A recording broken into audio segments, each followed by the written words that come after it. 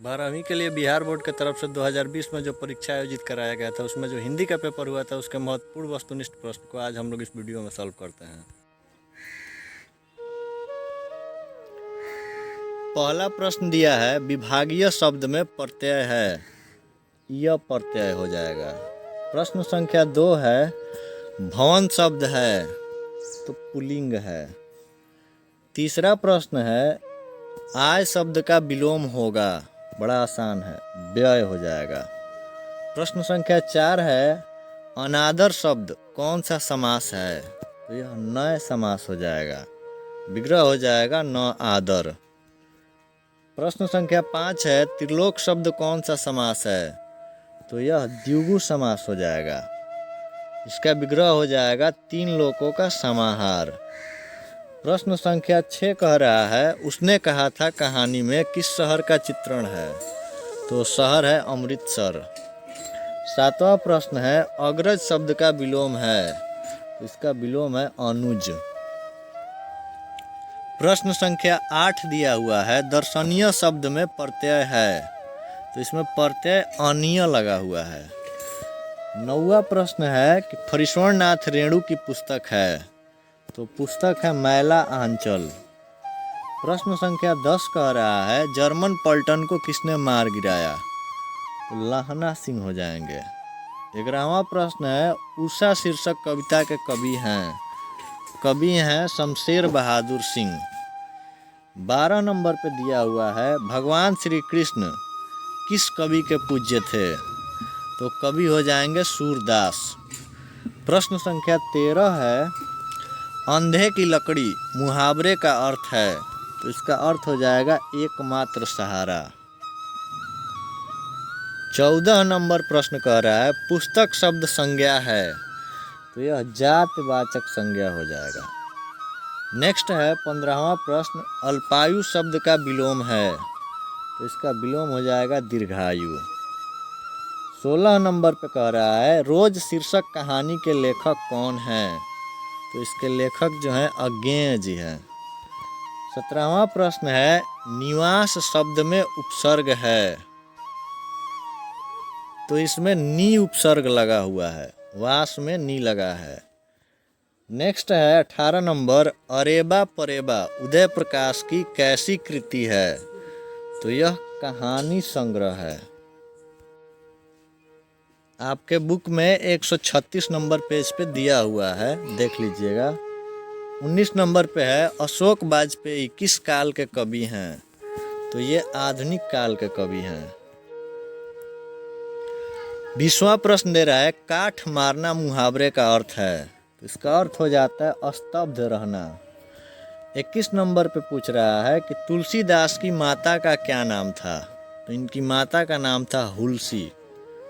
22वां प्रश्न है निस्तार शब्द का संधि विच्छेद है, तो इसका संधि विच्छेद हो जाएगा निह धन तार, निस्तार, यहाँ पे विसर्ग संधि हो रहा है। प्रश्न संख्या 23 है कुर्सी शब्द संज्ञा है, तो यह जातिवाचक संज्ञा हो जाएगा। नेक्स्ट है अन्याय शब्द का संधि विच्छेद है, तो इसका संधि विच्छेद हो जाएगा अधननी धन आय, जो कि है ही नहीं ऑप्शन में। ये गुण स्वर संधि का उदाहरण है, अधननी धन आय, तब जाके बनेगा अन्याय। चारों ऑप्शन ठीक नहीं है। नेक्स्ट है 25 नंबर पे नदी शब्द है, तो नदी शब्द जो है वो स्त्रीलिंग हो जाएगी। नेक्स्ट है 26 नंबर पे जयशंकर प्रसाद किस वाद के कवि थे, पिछले वीडियो में बताए थे ये छायावाद के कवि थे। 27वां है चक्रपाणी कौन सा समास है, तो ये जो है बहुब्रीहि हो जाएगा, जब विग्रह करेंगे तो हो जाएगा चक्र है पाणी में जिसके, पाणी का मतलब बताए थे हाथ, तो जिनके हाथ में चक्र है वो भगवान विष्णु है। 28वां प्रश्न है जो स्त्री अभिनय करती हो के लिए एक शब्द है, तो अभिनेत्री हो जाएगी। 28 नंबर पे दे रहा है प्यारे नन्हे बेटे को कविता में लोहा किसका प्रतीक है, तो इसमें लोहा जो है कर्म का प्रतीक है। नेक्स्ट है 30 नंबर, काठ का सपना किसके द्वारा लिखी गई है? तो ये गजानन माधव मुक्ति बोध के द्वारा लिखी गई है। 31वां प्रश्न है, जयप्रकाश नारायण को किसका दलाल कहा गया? तो इनको अमेरिका का दलाल कहा गया। आइए प्रमाण के लिए देख लेते हैं। आप यहाँ पे देख सकते हैं, ये आपके बुक का ही फोटो है। यहाँ पे लिखा गया है या ये भाषण दे रहे हैं कि इसलिए मैं अमेरिका का दलाल बना हूँ। जेपी ये कह रहे हैं। नारा है, निक्सन को दे दो तार, जयप्रकाश की हो गई हार। यानी कि बुक पुष्टि कर रहा है कि ये अमेरिका के दलाल हैं। 32वां प्रश्न दिया हुआ है, उच्चारण शब्द का संधि विच्छेद है। तो इसका संधि विच्छेद हो जाएगा उत्धन चारण। उच्चारण ये व्यंजन संधि का उदाहरण है।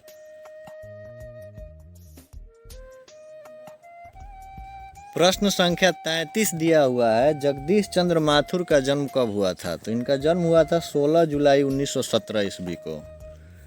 34 नंबर प्रश्न कह रहा है, युद्ध और शांति की समस्या पर लिखी गई काव्य कृति है। तो काव्य कृति है कुरुक्षेत्र। मेरे हिसाब से आपको जो सही लगे उसको कमेंट में डाल देना, क्योंकि कई लोग इनमें से सभी बता रहे हैं। नेक्स्ट है 35 नंबर की अर्धनारीश्वर किस विधा से संबंध है? तो ये निबंध है। 36वां प्रश्न है, उच्च का विशेषण है। तो इसका विशेषण हो जाएगा उच्चतर या उच्चतम। 37 नंबर पे कह रहा है, बेईमान शब्द में उपसर्ग है। तो इसमें बे उपसर्ग लगा हुआ है, ईमान में बे लग गया है। नेक्स्ट है 38 नंबर प्रश्न की कमल का प्रवाची है। तो इसका प्रवाची जलज हो जाएगा। 39 नंबर पे कह रहा है, पढ़ाई शब्द में कौन सा प्रत्यय है? तो इसमें आई प्रत्यय लगा हुआ है। 40वां प्रश्न है, शिव बावनी में कितने मुक्तक हैं? तो इसमें 52 मुक्तक हैं। नेक्स्ट है 41 नंबर, शेखर एक जीवनी किस विधा की रचना है? तो ये उपन्यास है, अज्ञेय जी द्वारा लिखा गया है। 42वां प्रश्न है, ईद का चांद होना मुहावरे का अर्थ है। ये तो बचपन से पढ़ते आ रहे हैं आप लोग, बहुत दिनों पर दिखना। प्रश्न संख्या 42 कह रहा है, गुण शब्द का विलोम है। तो दोष हो जाएगा। 44वां प्रश्न है, नमक शब्द का विशेषण है। तो इसका विशेषण हो जाएगा नमकीन। 45वां प्रश्न है, कृत्रिम शब्द का विलोम है। तो इसका भी विलोम हो जाएगा प्राकृत। नेक्स्ट है 46वां, गिरा हुआ के लिए एक शब्द है। तो उसके लिए एक शब्द है पतित। 47 नंबर पे कह रहा है, अपमान शब्द का विलोम है। तो इसका विलोम हो जाएगा सम्मान। 48वां प्रश्न कह रहा है, गैंग्रीन क्या है? तो यह बीमारी है। 49वां प्रश्न दे रहा है यहाँ पे कि आंखों के सामने के लिए एक शब्द है। तो उसके लिए शब्द है प्रत्यक्ष। 50वां है, तार सप्तक के संपादक कौन हैं? तो संपादक हैं अज्ञेय जी। 51 नंबर पे कह रहा है, कवितावली के रचनाकार हैं। तो इसके रचनाकार हैं तुलसीदास जी। 52वां प्रश्न है, तुम्हें क्या चाहिए? सर्वनाम है। तो इसमें प्रश्नवाचक सर्वनाम है। 53 नंबर पे कह रहा है, जाति शब्द का विशेषण है। तो इसका विशेषण जातीय हो जाएगा। 54वां प्रश्न है, आलस का विशेषण है। तो इसका विशेषण होगा आलसी।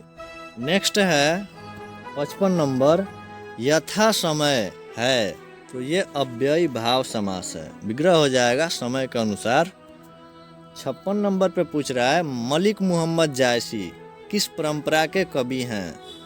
तो ये प्रेमाख्यानक काव्य के कवि हैं। कई बार रिपीट कर रहा है ये प्रश्न।